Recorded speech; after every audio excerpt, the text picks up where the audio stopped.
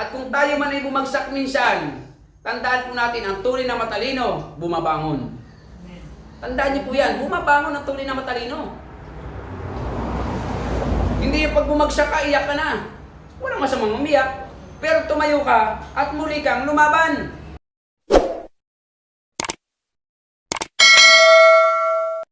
Magandang umaga po sa inyong lahat at lalo tigit po sa ating Panginoon. Tayo pong muli ay mag-aaral po ng salita ng ating Diyos. So ang pamagat po nating pag-aaralan, ang sabi po dito, ang pag-ibig ng Diyos ay hindi magmamaliw. Pakatatandaan po natin na ang pag-ibig po ng Diyos sa bawat isa po sa atin ay hindi po ito magmamaliw, hindi po ito magbabago. Tama, hindi po ito magbabago. Ibig sabihin, sa anuman pong panahon, sa anumang sitwasyon po ng ating buhay, ay hindi po magbabago ang pag-ibig ng Diyos sa bawat isa sa atin. Lagi po nating pakatatandaan na mananatili ang pag-ibig ng Diyos sa bawat isa po sa atin.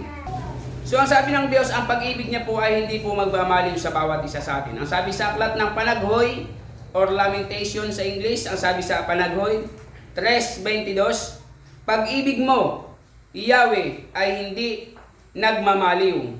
Kahabagan mo'y walang kapantay. So tandaan po natin na ang pag-ibig po ng Diyos palagi sa bawat isa po sa atin ay hindi po talaga ito magbabago.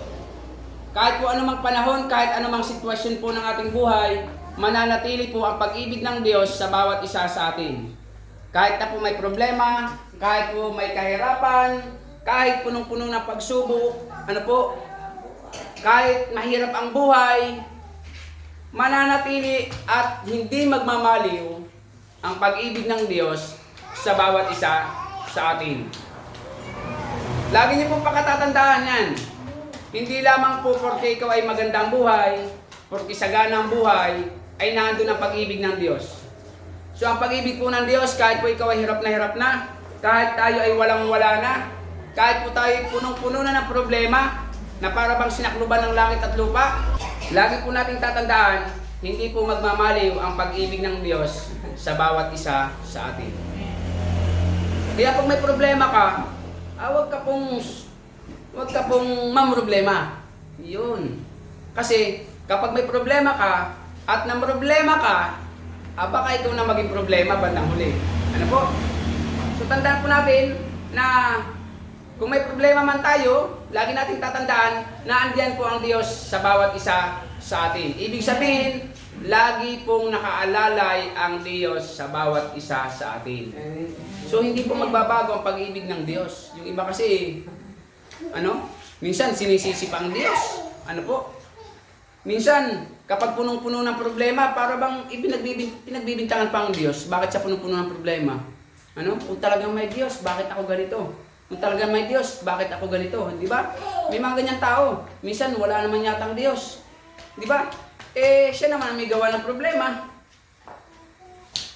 Problema nila, isinisisi sa Panginoon.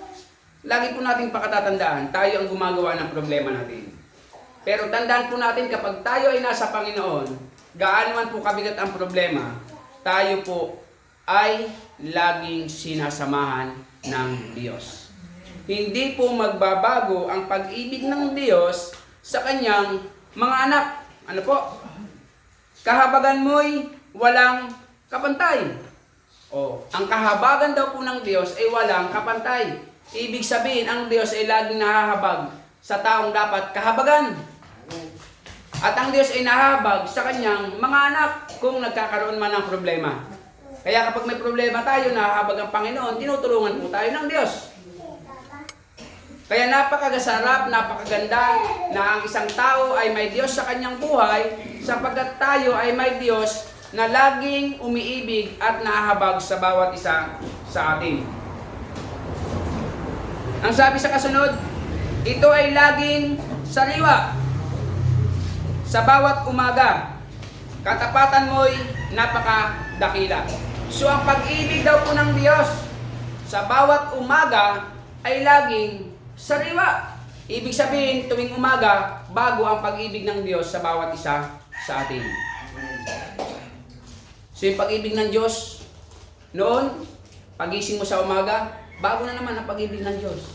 Ibig sabihin, lagi pong maganda ang pag-ibig ng Diyos sa bawat isa sa atin. Laging sariwa sa bawat umaga. Kaya napakasarap po na ang isang tao ay naglilingkod sa ating Panginoon. At ang katapatan ng Diyos ay napakadakila. So ibig sabihin, ang katapatan ng Diyos ay mananatili sa bawat isa sa atin. Na kahit minsan tayo hindi naging tapat, ang Diyos po laging tapat sa atin. Diba? Minsan at lagi pa nga yata hindi tayo naging tapat sa Panginoon. Pero ang Panginoon, mananatiling tapat sa bawat isa sa atin. Kaya wala po tayong dapat ikatakot sa mundong ito. Anuman ang problema, anuman ang kahirapan, anuman ang pagsubok, anuman ang mangyari sa ating buhay, mananatiling tapat ang Diyos sa atin. Pag sinabi ng Diyos, tutulungan kita, kapag may problema, sinabi ng Diyos, gagawin po yan ng Panginoon. Sapagkat ang Diyos ay nananatiling tapat sa bawat isa sa atin. Si Yahweh ay akin, sa Kanya ako magtitiwala. Kaya ang dapat po natin gawin, magtiwala po lamang tayo sa ating Panginoon. Ang Diyos ay magiging tapat sa atin. Ang Diyos ay magiging dakila sa atin. Ang pag-ibig ng Diyos ay hindi magmamaliw sa bawat isa sa atin kung tayo po ay laging mananatiling tapat at nagtitiwala sa Panginoon. Ay ang masaklap dyan, kalimitan, hindi nagtitiwala sa Diyos. Mas nagtitiwala sa kanyang sarili. Kayang-kaya ko yan. Ako to eh. Di ba? Ako pa. Siya pa daw. Kayang-kaya ko yan. Magaling ako eh. Matalino ako eh. Simple arithmetic lang yan. Simple arithmetic.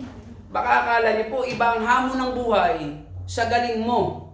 Tandaan po natin, ang taong magaling, nagtatagumpay sa anumang hamon ng buhay. Yan ang totoong taong magaling. Marami nag-aaral. Ano po? First honor, laging top 1, nag-cum laude, nag-magna cum laude, nag-summa cum laude pa. Ano po? Ang malupit na magpamilya na. Ano mo? Sumasama na lagi sa pag-uuling. Ang tunay na matalino, nagtatagumpay po sa hamon ng buhay. At kung tayo man ay bumagsak minsan, tandaan po natin, ang tunay na matalino, bumabangon. Tandaan niyo po yan, bumabangon ang tunay na matalino. Hindi yung pag bumagsak ka, iyak ka na. Walang masamang umiyak. Pero tumayo ka at muli kang lumaban. Yan ang tunay na taong matalino, lalo na pagkasama mo ang Diyos. Naman tayo dumaranas ng pagbagsak, di ko ba ka? Lahat tayo dumaranas ng problema. Sinong hindi naman problema? Sinong hindi nakaranas ng problema? Ano po? Lahat tayo nakaranas ng problema. Sino po sa inyo hindi nakaranas ng problema? Pararanasin ko ngayon. Palagi ko pag nasampiga kita ng isa. Ang mga problema ka, sabihin niyo, pastor pala nananampiga. Ano? Kakaliwain pa kita. Ibig sabihin, lahat tayo nakakaranas ng problema. At pag hindi ka na nakakaranas ng problema, ay problemado na ang iyong kasama sa buhay. Ano po? Naghahanap na kung saan kukuha ng pera para mai-admit na sa Mandaluyong. Di po ba? Kaya kapag ikaw ay nakakaranas ng problema, ibig sabihin, ikaw po ay taong normal.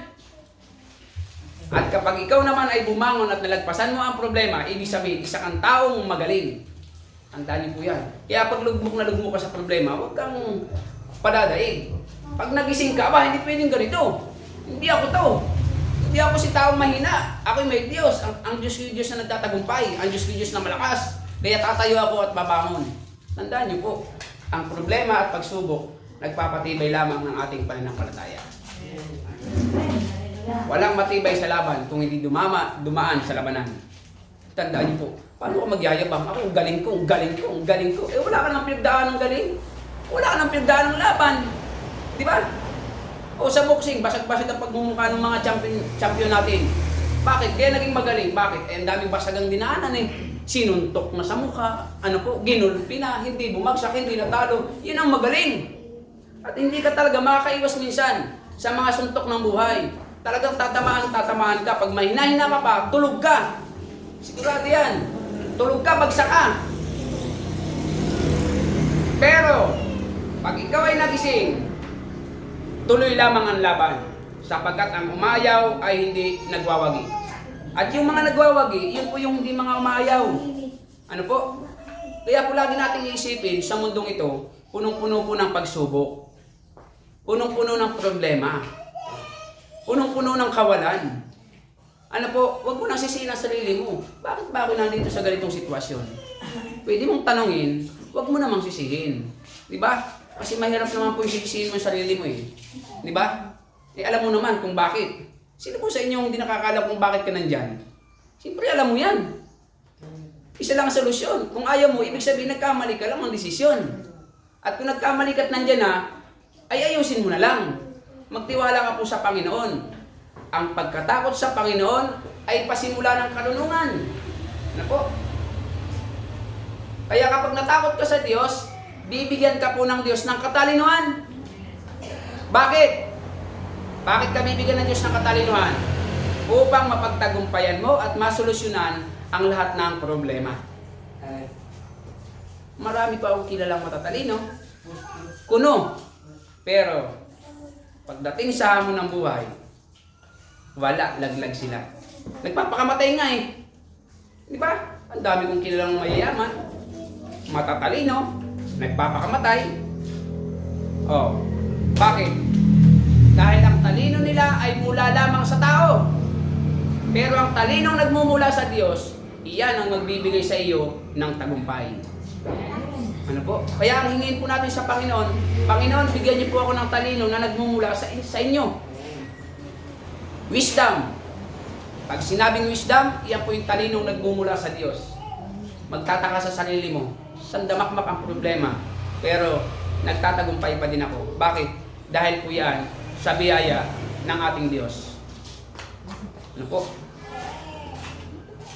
So, lagi po nating pakatatandaan, ano man po ang iyong sitwasyon, mahal ka ng Diyos. Sabi ng Diyos ang pag-ibig niya daw po ay hindi magmamaliw.